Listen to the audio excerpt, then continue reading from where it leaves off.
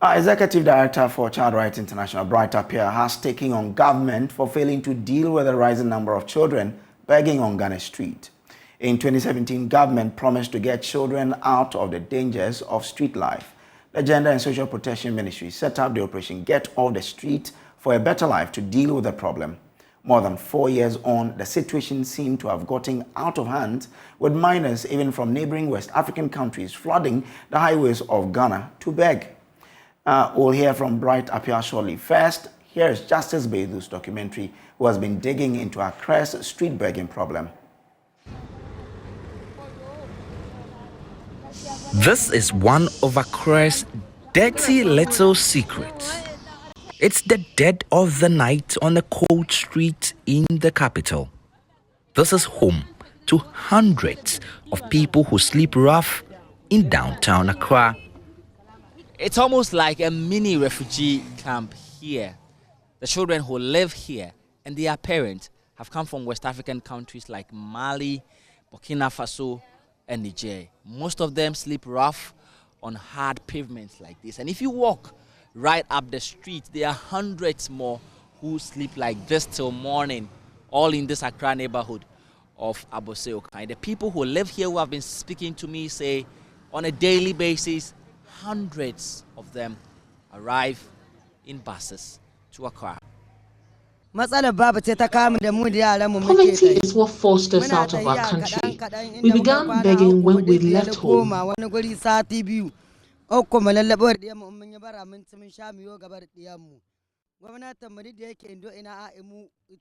We spent 3 months on our journey with our kids. Our government does not help us. We are only here because of poverty. When we get what we want, we'll go back.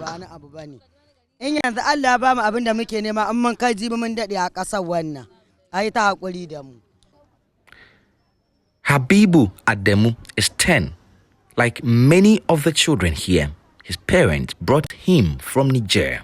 Their journey, he says, took them 3 months, making several stops until they got to Accra, where they have been begging for alms for a year now.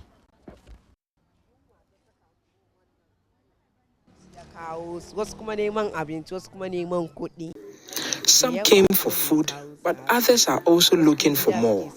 For me, I wished I could go back to school, but we can't afford it. This is the reason we came to beg. We have been here for 2 weeks now. If my mom had money, she would have educated us. There are some beggars who want to make money from begging, to even build houses, but ours is just to feed and go back to school.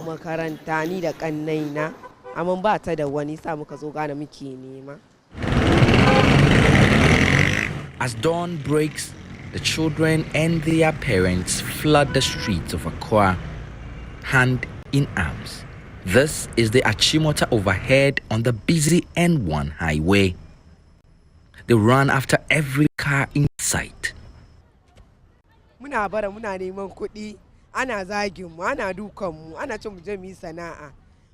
beat us every day on the streets. They abuse us.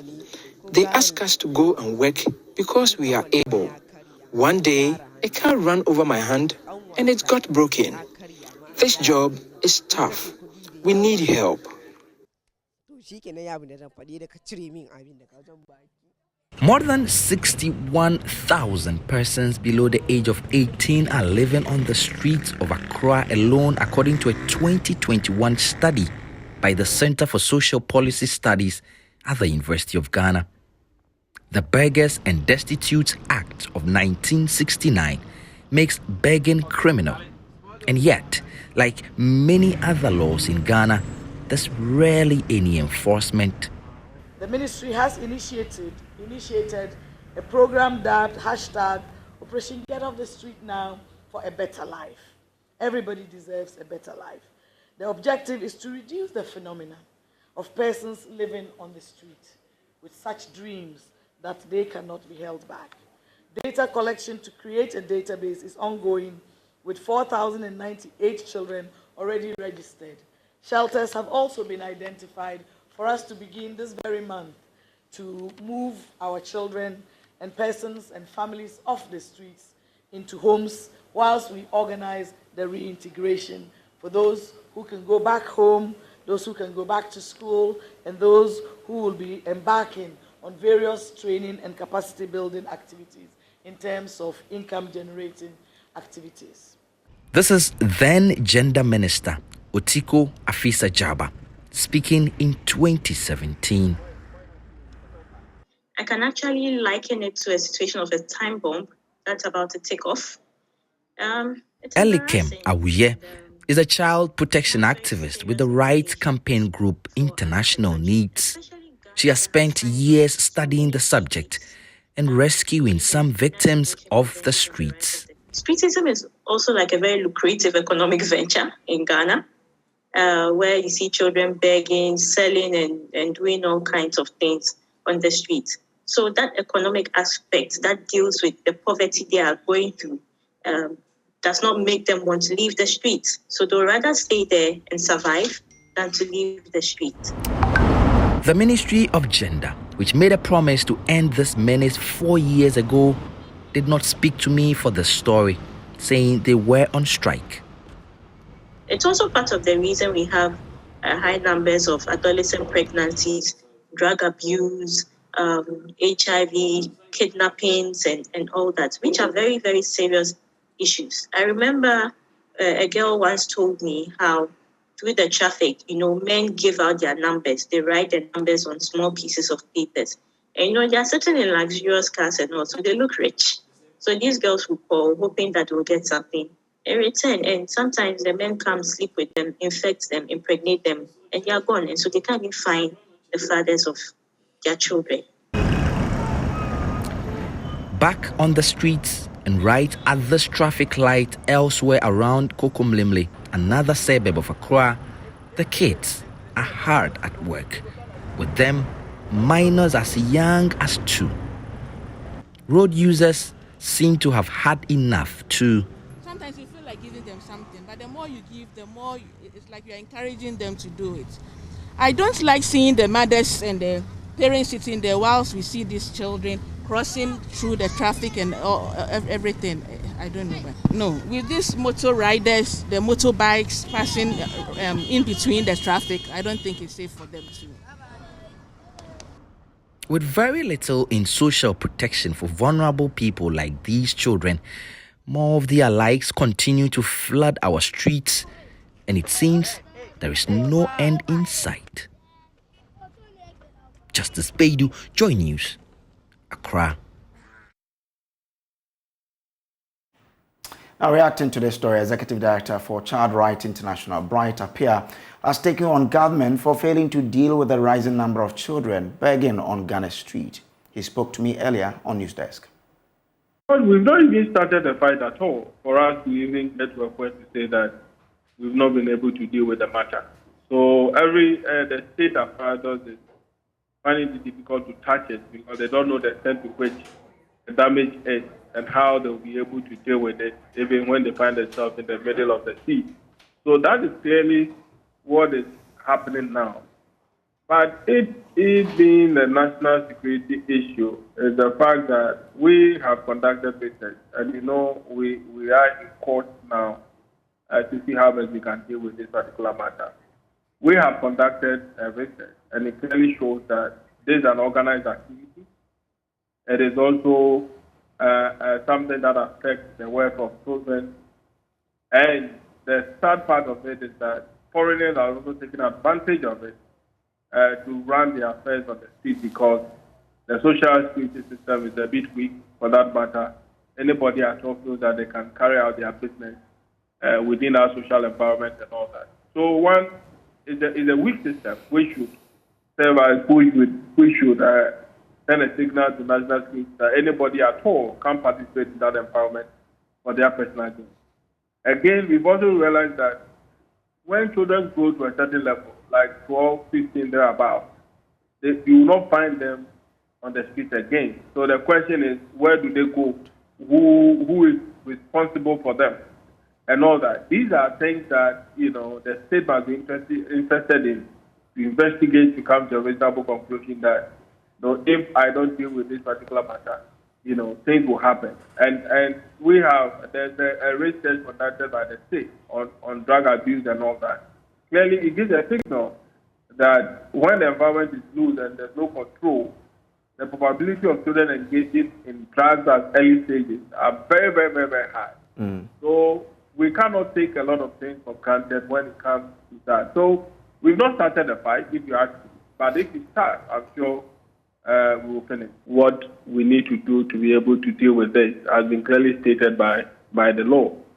First, the law calls for the state to have shelters for these children, and then clearly have a plan to provide some services for them, especially when it comes to the issues of medical care, and then also their education and all that.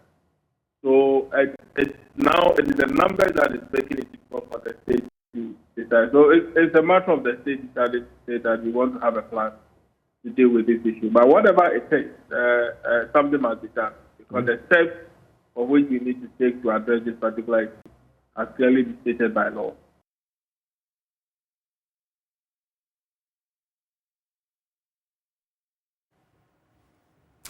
Now, local government expert Kwesi Baini tells the district assemblies to desist from starting projects they can't finish. He spoke to me earlier on News Desk.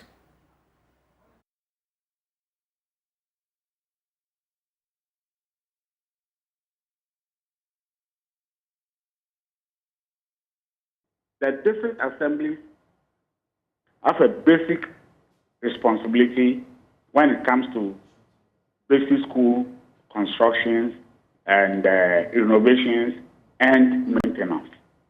But if you look at the structure of this school in Odo, and it tells you that decades upon decades, not that much has been done about them.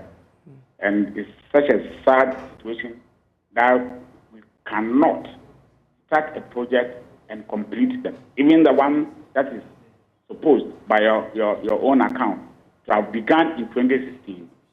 How many years now? 6 years down the line, it has not been completed. And that's a very sad situation. The assembly responsible in that jurisdiction can't do everything within a certain period of time. But at least whatever the assembly begins, they must try as much as possible to complete before they tackle another one. But it has been a very bad situation for us as leaders in this country to attempt to do so many things at the same time when the resources are not even available to tackle or complete all those things at the same time.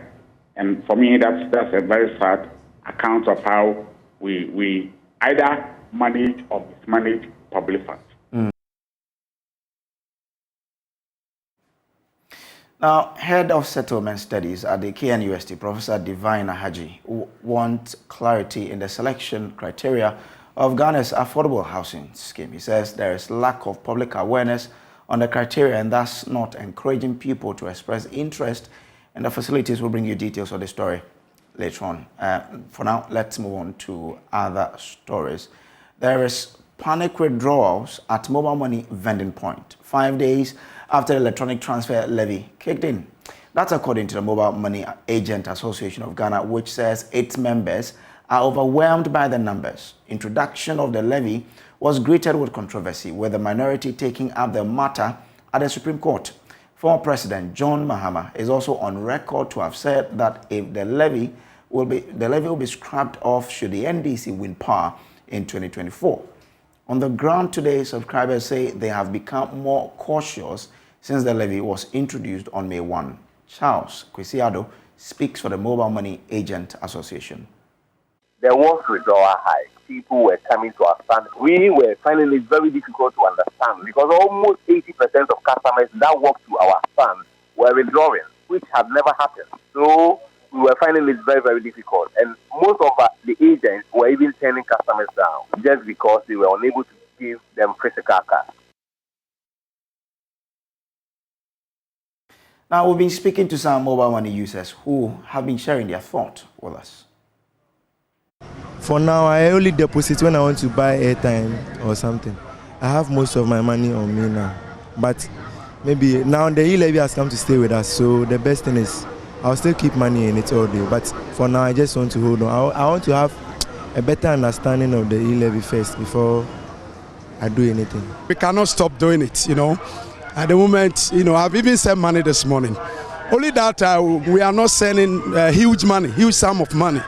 Yes, but at least 100, 200, 300 maximum. Currently, the money on my Momo is 9.0 pesos.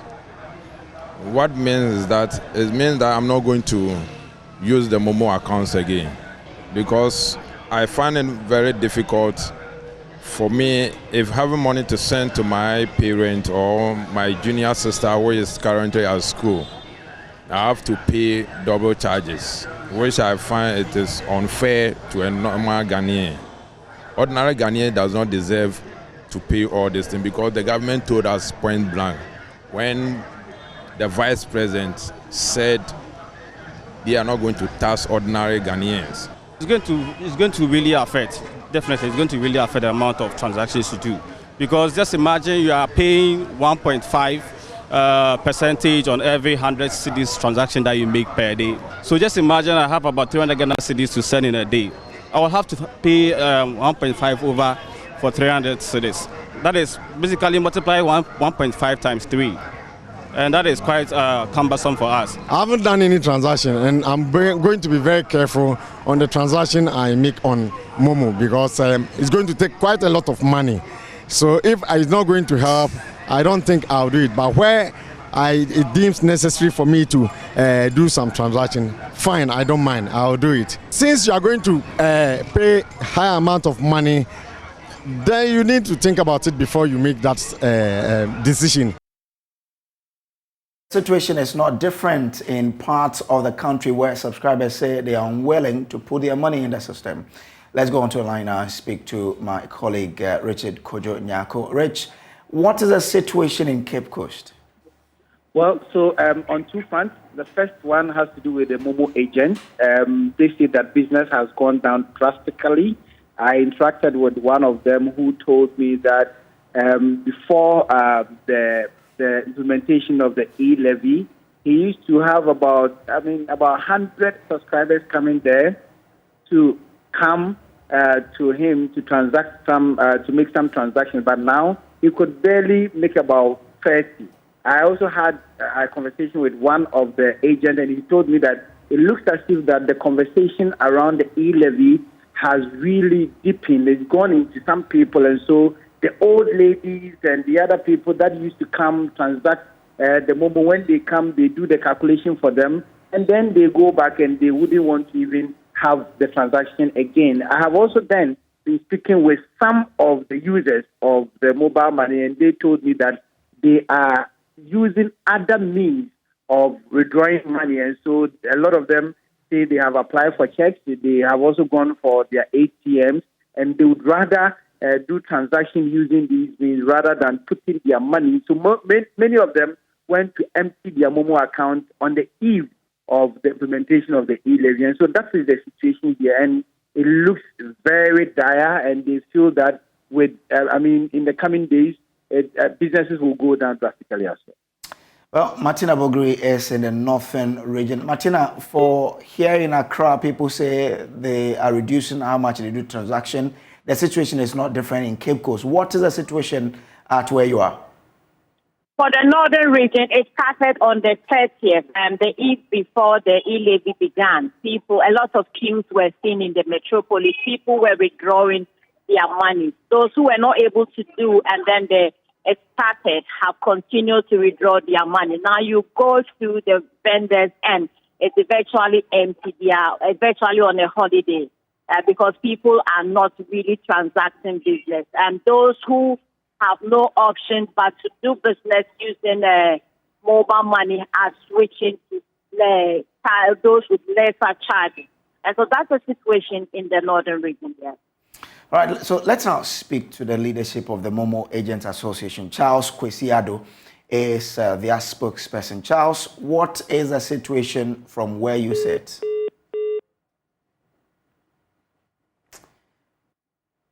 Hello, Charles. Okay. I'm told we have Charles. Are you with me? Yes, I'm with you. Great. So, what is the situation from where you sit? Situation as to regards to withdrawal, what? No, I mean, yes, we are told that people are really rushing to withdraw. You are there. Yeah. You know what exactly is Earlier, happening. So paint the picture for us. No, the panic withdrawal surge came in because of the long holidays and the weekend. For close to 5 days, people were out of cash, and definitely they will have to come to the agent to withdraw. And the agents who work with personal banks. Those banks were also not working because of the holidays. So therefore, the little money that is with us, when people come and then they withdraw those monies with us from us, and then there's no need for us to get any physical cash. So we intend sending customers away. That brought about the first withdrawal. But as I speak to you now, the National Executive Council have formed a council or a team to move around the country to ascertain the happenings on the ground. So we gave ourselves 3 days, starting yesterday to 5 days, so that we'll be able to give Ghanaians clear picture with regards to the withdrawal surge. We don't want to say that people are withdrawing just because of the e-levy, because the holidays and the festivity has also contributed to that. So we want to just have our way out starting yesterday, so 5 days, so that we'll give Ghanaians a better or clear picture with regards to the effect of e-levy on the withdrawal. And since you started your education yesterday, how has been the response? Yes, as I speak to you now, so, earlier I stated 80% of customers that walk into our stand were withdrawing. But now, I think it has reduced a bit. At least 10 people that will come, you get to see at least 3 of them standing, and then 7. So definitely it is coming down. But interestingly, there's a huge queue at the bank. People are there, agents are there, public servants are also there just to withdraw. So when agents don't have access to physical cash, such anomalies is bound to happen. So we are just watching and monitoring very closely in order to see what will become of the agents by the end of the day. All right. Thank you very much. Let's speak to an economist to find out what they also make of what's happening. Mr. Joe Jackson is head of Dalix Financial Services. He is with us on the phone. So from where you sit, how do you see the development post the e-levy implementation? Okay, listen, some of us had doubts about the ability of the GRE to do it in time that they had set themselves with the deadline. So we kind of were okay with the phased implementation. Okay. But aside from that, remember that the opposition to the e-levy was very emotional. It was, people were angry and did not want to pay. It's one tax rate. There was huge resistance from the public. And so let no one be surprised that there are panic withdrawals. I don't have the statistics, but I can tell you that in my own household, I have my mother-in-law lives with me. She's 81 years old. She gets sent money by her children and her grandchildren all the time. So she has quite a lot of money on her Momo account. Last week, without telling any one of us, she went, last week, she went and she withdrew all the money because she said, I won't pay the Momo, I don't want to pay the e-levy. So she's withdrawn everything to cash. So even anecdotal evidence in my own household tells me people will withdraw. But it's also important to remember that the growth of Momo was not because it was tax-free. It was because it was extremely convenient. At some point, convenience is going to intersect with the emotional reaction to the levy, and things will stabilize. It may never go back to what it was pre-e-levy. We don't know what level at which it will stabilize, but it will definitely stabilize. For what is happening will affect the Momo industry in a way. How do we get people to understand that probably we just need to take things easy? The Momo industry, you've got to look at multiple effects. One of the effects that hasn't been talked about much is that because Momo is convenient, people will still use Momo. Because they hate to pay the e-levy, they may do more cash out. So on one hand, you can talk about the reduction in Momo transactions. But on the other hand, I expect that per 1,000 series of Momo transactions, we're going to see some rise in cash out. Okay. Cash out favor the Momo agent. So in all cases, we should be very careful about saying that everything is so negative without having statistics to back it. All I know is that it definitely won't be the same as it was before e-levy. But where it will balance out, I'm not sure yet, without statistics. In these times, is there anything government can do to help settle the system? Listen, there must be far more education on the e-levy. Some of the challenges you face that even journalists on platforms are putting out contradictory messages on the e-levy. Sometimes you talk to people in GRA and they're even not sure what is happening. The one thing that must be done is a multi-pronged, broad-based, grassroots education on the e-levy. Otherwise, the panic is going to be worse, and it's going to take a longer time for us, I call it, emotion to meet convenience. All right. Thank you very much, Mr. Jackson, for your time here. Moving on to other stories. Head of Settlement Studies at the KNUST, Professor Divine Ahaji, wants clarity in the selection criteria of Ghana's affordable housing scheme. He says there is lack of public awareness on the criteria and thus not encouraging people to express interest in the facilities. According to Professor Haji, the houses have the tendency to fall into the hands of wrong people, and if these measures are not put in place. Both the Minister for Works and Housing and the President have been hammering on the issue of providing the enabling environment for property developers. Okay, so we assume that there are going to be, for instance, incentives for them to be able to put up affordable housing in terms of maybe infrastructure. So the issue will be, what price is the house going to go to? We have to know. So if you say they should build affordable, the public should know that it is going to be, after they finish, it's going to be sold at this price. And also, within the particular location, because generally, when you are putting a house within a particular location, the expectation is that people who live around the area, if they want to access the facility, they should be able to do it. But sometimes we put up the structure and it has no relation to the people who live around the community. So that's what I'm saying, that the critical thing is, what is the price and what income levels are we targeting? Because once you decide that you want to go for affordable housing, as I said earlier, you have admitted that some people cannot afford. Who are these people and how do they access the, So that is for the demand, the supply side. When it comes to the demand side, that is when people are now ready to go for the affordable housing once it is completed. So even before you start affordable housing, as I said earlier, what income level is critical? For instance, if you own a house already, can you still access the house? We don't know. If you happen to access the house and you want to rent it out, at what rate do you rent it? Is this at the full market price? Or there is an explanation for you to be able to know that once you acquire it, you cannot even rent it at the full market price? Because originally, the reason why you are going for affordable housing is because you want to make sure that people don't buy at the full market price.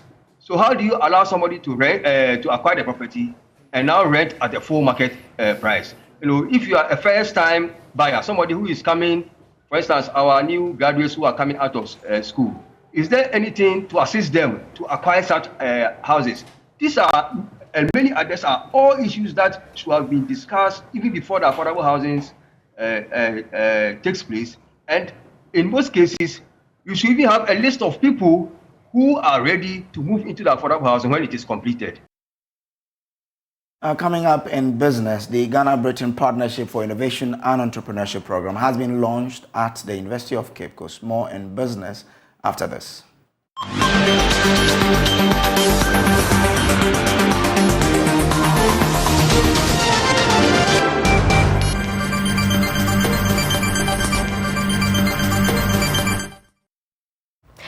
do business now with me, Beverly Broom. The Ghana-Britain Partnership for Innovation and Entrepreneurship program has been launched at the University of Cape Coast. The program has the goal of bringing to light successes and opportunities available to the youth in the area of innovation and entrepreneurship. Launching the program, the lead of the Ghana-Britain Partnership for Innovation and Entrepreneurship, Professor Desmond Omanie-Champong, underscored the need for Ghana to equip its youth with entrepreneurship skills to make them competitive anywhere they find themselves. Richard Kojanyako has more in the following report. According to Professor Desmond Omanie-Champong, if the skills of the youth are properly harnessed, it will increase the working age population, which could promote high productivity and a more robust economic growth across the African continent. He says in the light of the numerous opportunities available to the youth, the British Council designed and introduced the Innovation for African Universities program, which is a part of a growing global partnership program. The IAU program aims to foster culture of innovation and entrepreneurship within universities and facilitate the development of knowledge and skills required to build industry, companies, products and services.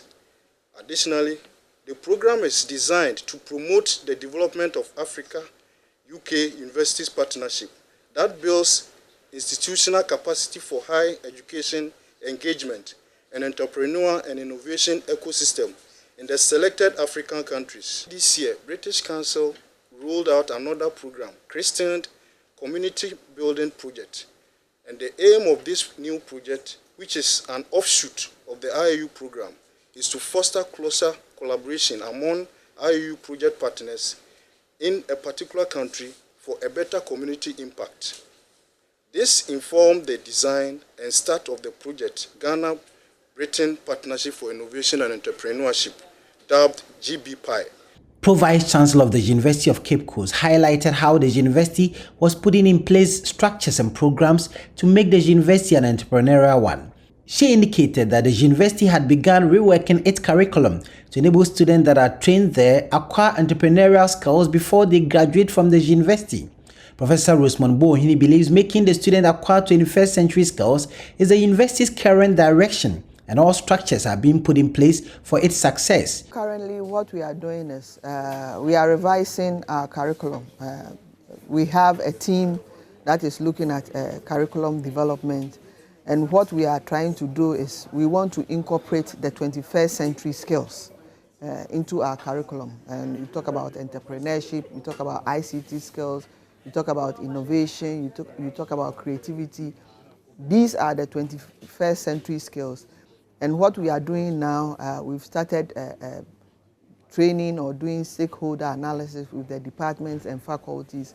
And we are hoping that in the next 1 year, 2 years, if we are revising our programs, we'll make sure that all our programs incorporate the 21st century skills. And when they are able to, our students are able to develop these skills, they will be able to operate anywhere they find themselves, whether in Ghana, whether in Africa, or in any part of the world. Because when you are looking at ICT skills, you are looking at collaboration, you are looking at critical thinking, you are looking at entrepreneurship, you are looking at collaborative skills. They are all aimed at developing an all-round student. She indicated apart from the business incubator the university has, the university recently launched the Design Thinking and Innovation Hub that's aimed at helping students to grow and nurture their business ideas so they can turn them into startups. The program comprises 24 partnerships of UK universities and sub-Saharan African universities, as well as entrepreneurial ecosystem organization and runs in Kenya, Nigeria and Ghana. Reporting for Joy News, Richard Kwejo. The Canoe and Fishing Gear Owners Association of Ghana has raised concern about the erratic supply and management of Premix for distribution across the landing beaches of the country. The association say ceaseless premix fuel diversion and the mismanagement of the distribution of premix fuel appear to have reached its peak, with a recent case in Keta in the Volta region as an evidence. At a news conference at Sege in the Greater Accra region, a National Executive Committee member of the Canoe and Fishing Gear Owners Association of Ghana, Daniel Amesoti, called on the president to step up and ensure adequate supply of premix fuel to the London beaches. The decline in catch for artisanal fishers over the years has increased hardship in fishing communities. The current economic situation in the country has further increased the hardship. The Canoe and Fishing Gear Owners Association of Ghana says the situation has been made worse by the irregular supply of premix fuel to the various landing beaches and the mismanagement of the distribution by the landing beach committees.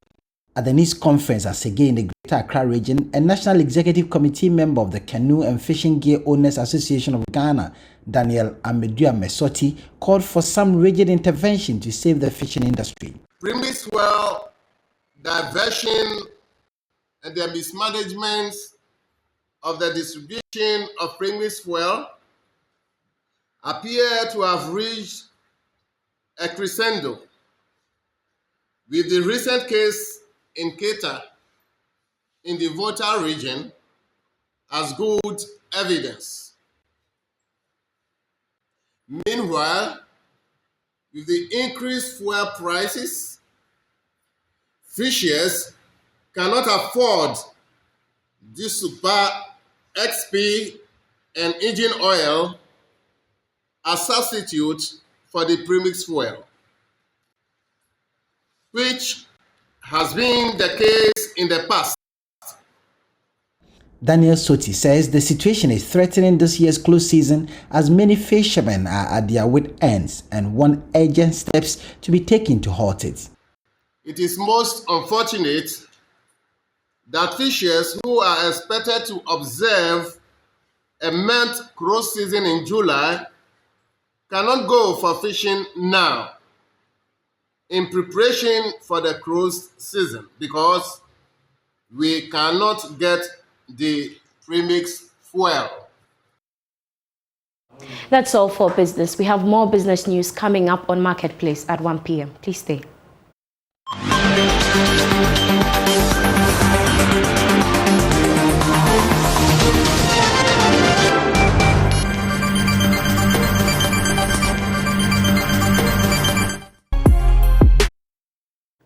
Time now for some latest updates in the world of entertainment. My name is KMJ.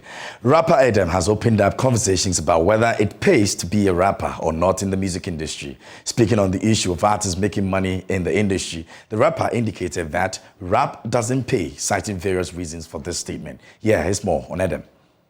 I still buy Busta Rhymes albums, and I don't ask Busta Rhymes why they promote rap, because I still know the lyrics. So follow the artist if you love the artist. When he puts out a rap song, know the rap song and pull up to his show. You don't need radio at this point in time. But what people are saying is that they won't hear him like the way that they hear him. But times have changed because you stop wear fat from Andy. You stop wear fubu. You understand? And aside that, I'm not a rapper. I'm a rapper and a singer. So I have the ability to do anything. So I do it. And aside that, on the business side, the rap is not doing the numbers. Good, because I was about to ask you whether the rap is paying. It's never paid. Rap never paid. Yes. But when you were getting all the endorsements, it was coming from It wasn't because of rap. The biggest song on my debut album is Nyonu Viade.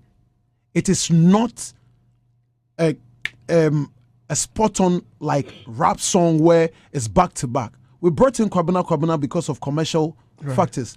I was singing and the progressions in the song is not a rap-driven song.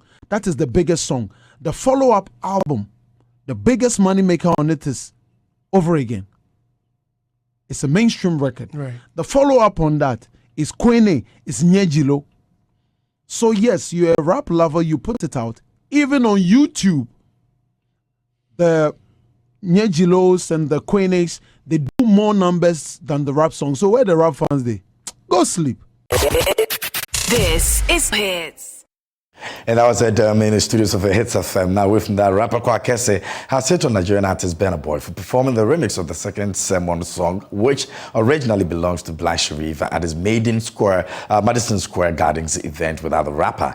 In response to this, the CEO of 3 Music Awards, Sadiq Abdullahi, says that Kwakese rants are unfounded and can only be described as a rapper just trying to get into the trends.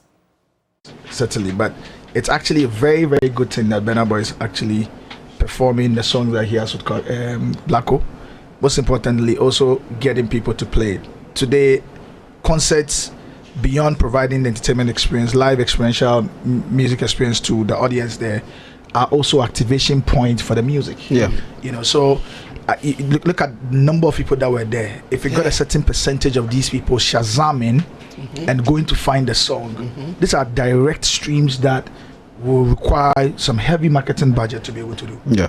So regardless whether Blacko is on the tour with him or not, it's a very, very good thing. I mean, I know that it's our wish that most Blacko would get opportunity to perform in front of crowds such as this, which is a good thing. If it happens, all well and good.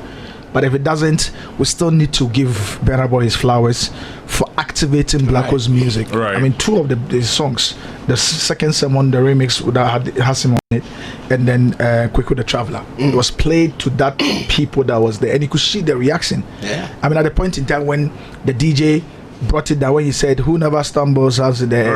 Right. When they brought it down, you could see the entire auditorium or venue saying no hands. No hands. Yeah. And that gave me goosebumps. So it's still an activation point. It's still a very good thing. Obviously the streams, the beneficial person here would always be Blacko.